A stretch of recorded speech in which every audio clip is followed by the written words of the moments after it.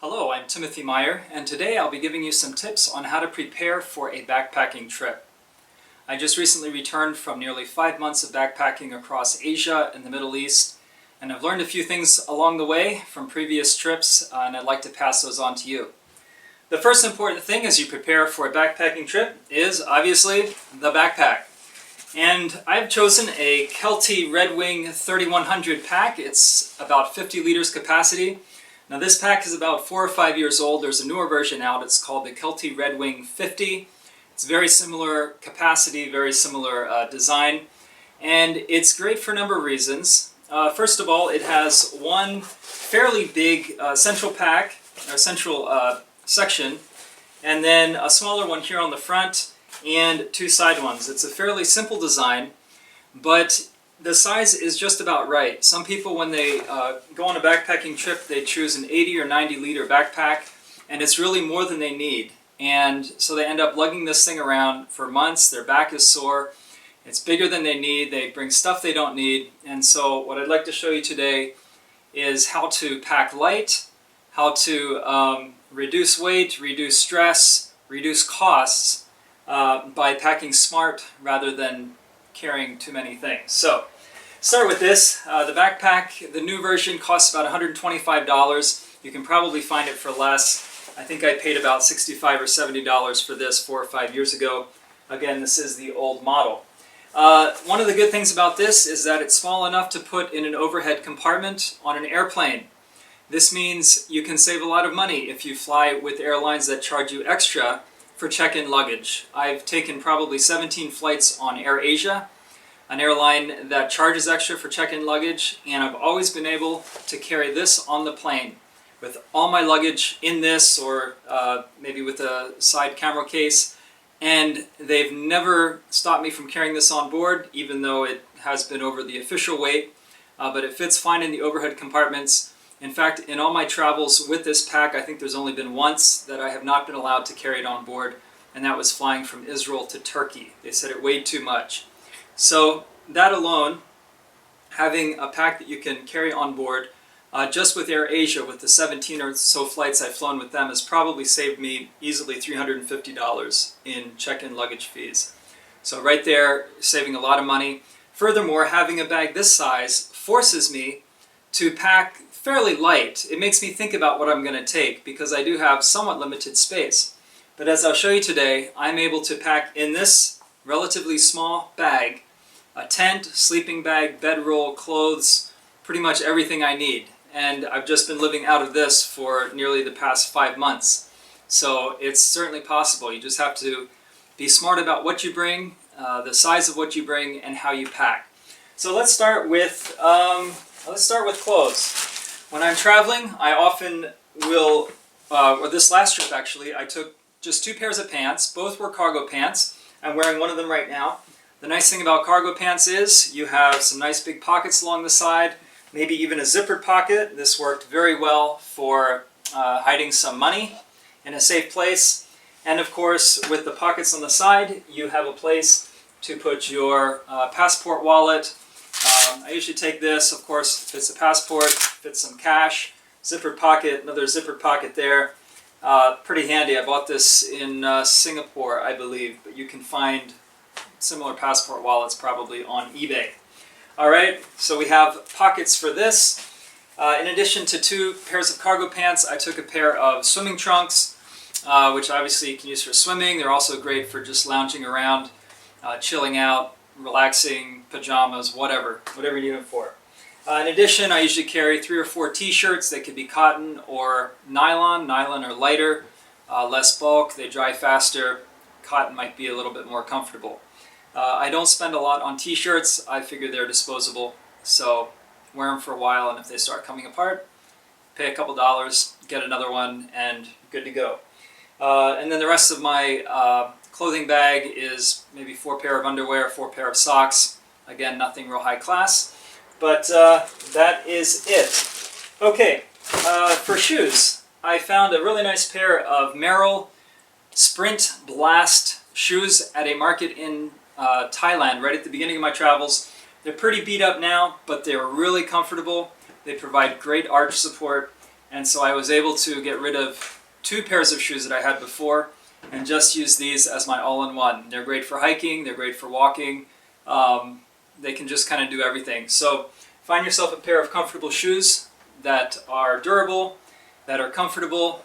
I try to stay away from the high-topped hikers because they're really big and bulky, and I just don't need that. So I want something that's lightweight, durable, comfortable, and is going to provide enough support for hiking with a backpack. All right, and I also like to carry a pair of flip-flops in a bag for probably obvious reasons. Keep the dirt and the stink from permeating everywhere. So pair of shoes, pair of flip-flops, that's all I need when I travel. In addition, I like to carry 1 or 2 day packs. I would really only need 1, but I found this one in Taiwan before leaving, and it was only a few dollars, and so I picked it up as well. Day pack is great if you just need to do a short hike, you need to go into town, get some supplies, or say you're on a 3-day hike, you need to get some food. You can carry your big backpack on the back, a smaller one on front, with extra water, whatever, you're good to go. Something that's very lightweight again, collapsible, and that is that. Now, I also like to wear a hat. Protects you from the sun. This one I picked up in Israel, has a nice little fringe on it to protect your ears and neck from getting sunburned. It can of course be flipped in if you don't need it, and worn as a traditional hat. Another thing I usually carry is a money belt. You can carry this under your clothes, keep that cash out of sight so pickpockets can't get to it. Moving on, this is one of the best things I carry with me. It's a Thermarest air mattress. I've used it to sleep on floors in trains in India and on train platforms in India and for camping and whatever else. It's really comfortable. It inflates only to maybe 1 inch thick, but it's amazing what a difference a little bit of padding can do. And of course, you can double it over, roll it up, and use a little strap here to keep it together, and it really doesn't weigh much, it doesn't take up much space, and it's a really good investment.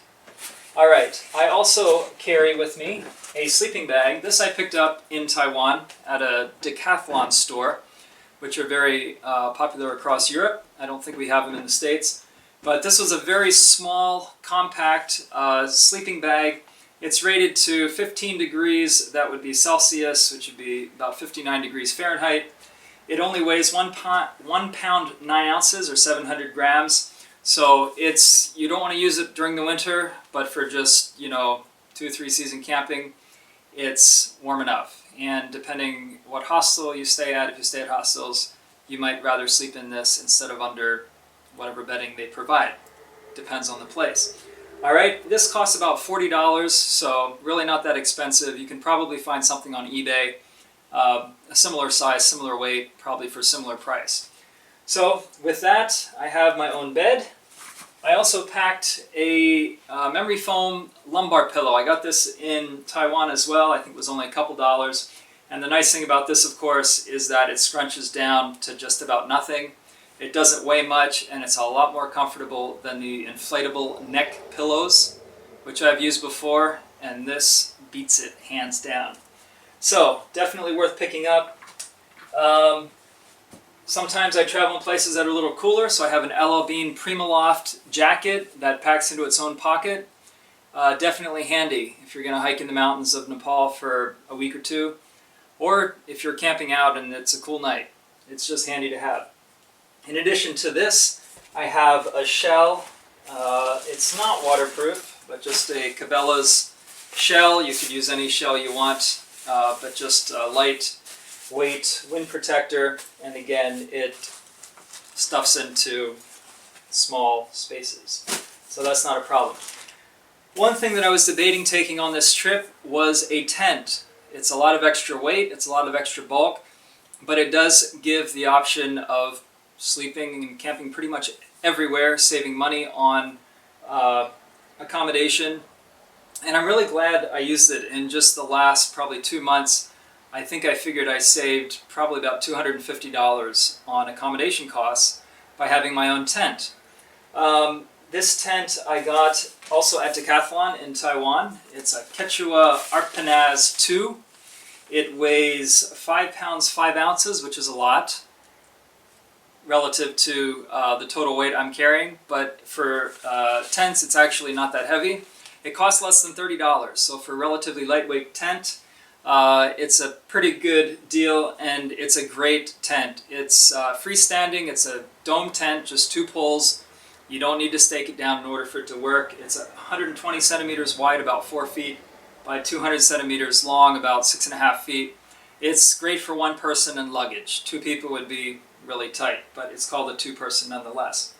So I brought this along with a rain fly, and of course the tent poles, kind of necessary. All right, that's the main part of what I bring, and I can fit pretty much all of that into the main compartment. So I'm going to start packing, and I'm going to show you how I pack. Now, it's worth taking, before you go on your trip, it's worth taking an hour or 2 if necessary to pack everything, find a way to pack it that works well. You don't want to be, fiddling with it the whole time and trying to figure it out. So take the time, figure out what works, and then use it. I generally put things in the same location. It just makes it easier. So what I start with the rain fly, which is just folded up loose. It's not in the bag provided for the tent. I'll tell you why in a second. But I'll put that in the bottom. That provides a little extra padding for everything else. And then I will put the tent in right behind it. Now, this tent initially was folded into thirds from the factory, but what I found is that if I would fold it in half widthwise and then in half again, it reduces the width to about 30 centimeters, which makes sense, 120 centimeters divided by 4. So it's roughly a foot, and it fits really good in the back of my backpack that way.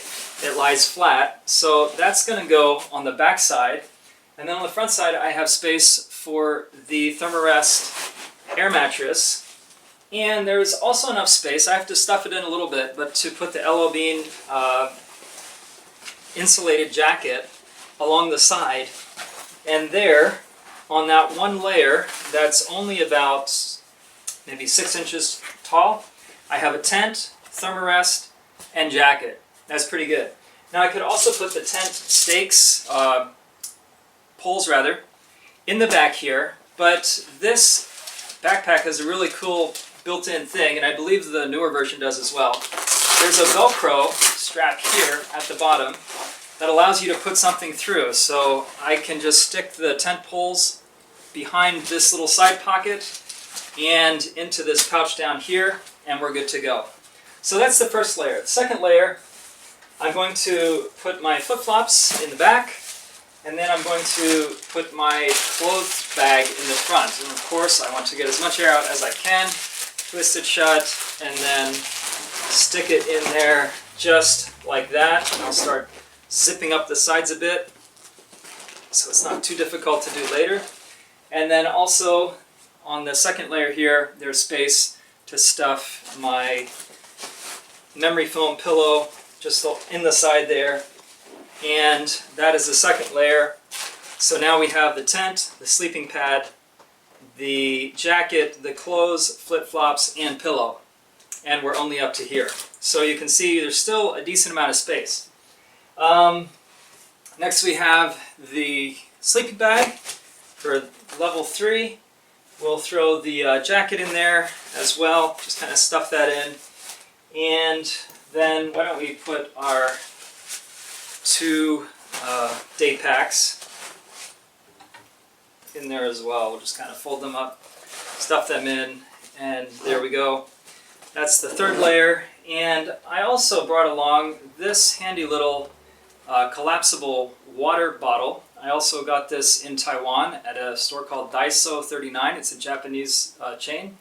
It's a little over $1, and it's great. It's a 3-liter water bottle, and it's been very handy if I'm hiking in Israel or Turkey or wherever, just to have that extra capacity if I need it.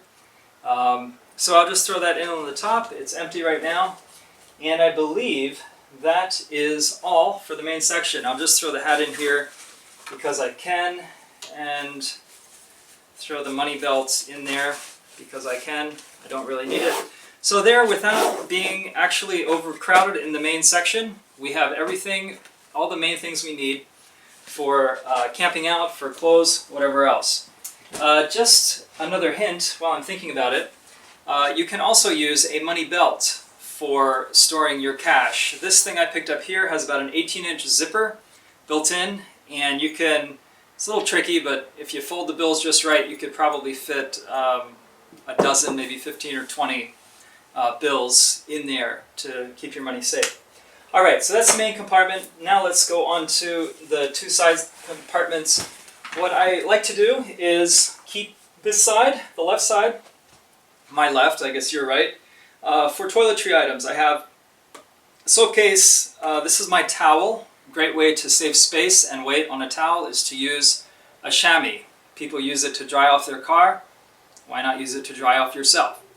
You never have to dry it out. You store it wet. When it gets too wet, you just wring it out, use it again. Very practical, very lightweight.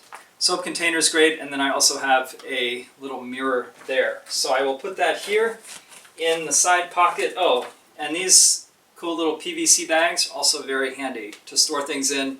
Obviously you can see through them, and it just helps to keep things organized, and that's a good thing. All right, then I also store this toothbrush case with toothbrush, which is not in there at the moment, toothpaste, and even a razor. So I have all that handy. Put that there, and then at the top I just have a small container of deodorant that I can put across the top. You could also fit a small, maybe 60 milliliter or 100 milliliter maybe, container of shampoo in there as well. All right, so that's that side. On the other side here, we're going to store kind of the miscellaneous items that we may need or we may not. And we'll start with these. These are some little sachets of laundry detergent powder that I bought in India. They're very handy to use. One thing you want to take with you as well is a sink plug.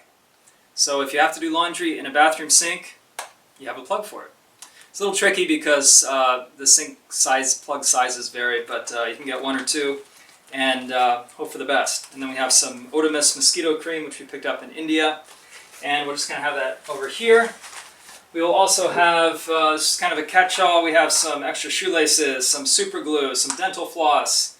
There's an extra razor there, which we don't really need. But anyway, we'll put that in this side as well. Okay, another very handy item that I like to take with me is called a SteriPen. This is an ultraviolet water purifier, uses UV light to mess up with the DNA of the bacteria in the water so they can't reproduce and make you sick. Something like that. Anyway, it works. It takes 4 AA batteries, so of course I use rechargeable ones, which is cost effective. So I will also stick that here in this side over here, and maybe also stick in this little thing. This is my sewing kit, just a couple different spools of different colored threads, some needles, some safety pins. You know, if your shirt starts coming undone, just fix it. And then over here we have these little Velcro things you can pick up at Walmart, I think, and they're just handy to hold together cords or whatever. So we'll stick that here as well. And that will pretty much do it for the side. Now, we have a bunch of things here still, and we'll use the front pocket for some of these. Now, usually when I travel, I carry a separate camera case because I have a super zoom camera, Sony HX100, which is what I'm shooting video with right now. But if you decide to take something a little smaller, like the Olympus TG820 underwater camera, it fits in the pocket. It would fit very easily here in the front of your, maybe even in this little pocket here, in the front of the backpack. And then I have some other things like this UltraPod, little tripod that works great for putting your camera on it to take pictures. It actually has 3 legs. They're not really long, but it also has a Velcro thing here that you can actually use to Velcro it to trees or fences or whatever's nearby to take your picture. So it's pretty handy. I like to carry it with me. It's very lightweight and beats carrying a full-size tripod. So that will also put front here. And then we have here a Phoenix headlamp, very useful. Instead of just a normal flashlight, uses just one AA battery. Of course, it's rechargeable, and gives a very strong light. It costs, I think, about 30 bucks, but it's a good investment. Of course, if you're going to have AA batteries, you're going to need a AA battery charger, so we'll stick that in as well. And a few extra AA's. And of course we're going to need an extra battery and a charger for the camera. And then probably we will want to have an extra external battery pack so that we can charge our cell phone if we're hiking for a few days and away from a power source. Speaking of cell phones, on this trip I decided not to take my laptop with me. It's fairly small, only 3 pounds. But I decided instead just to use my phone. It's a Asus ZenFone 6 with a 6-inch screen. I just wanted to see if I would be able to survive for about 4.5 months without a laptop. And I actually could quite easily. It's a big enough screen for reading. It's not bad for typing emails. Word processing would be a little tough, but GPS, it's great. Music, great. Hey, it's a smartphone. You can do whatever you can do with smartphones. So carrying this instead of a laptop freed up some space, freed up some bulk, and I actually didn't feel like I was suffering at all. So get a smartphone with the big screen, and maybe you can leave your laptop at home. A few more things wrapping up here. Of course, you're going to have some sunglasses. I have these. They're actually work safety glasses. So they're virtually indestructible. They do scratch. But they protect your eyes, they're very comfortable, and you can buy them by the dozen on eBay for probably $2 a piece. So I just carry some with me. If one gets scratched too much, throw it out, get another pair. So that's really handy. They're not fashionable so much, but who cares? They're comfortable, they do the job, they protect your eyes. So that's what matters. Alright, and then we have some other miscellaneous things over here. Normally I would put these in a small pocket on the front of the day pack, but they're in the bag, so I'll just show you. Extra pair of headphones, so I can listen to music while I'm traveling.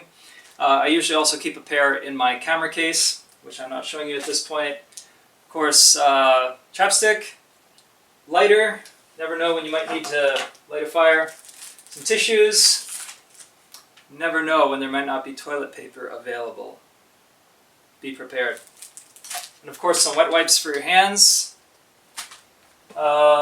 Some hand sanitizer,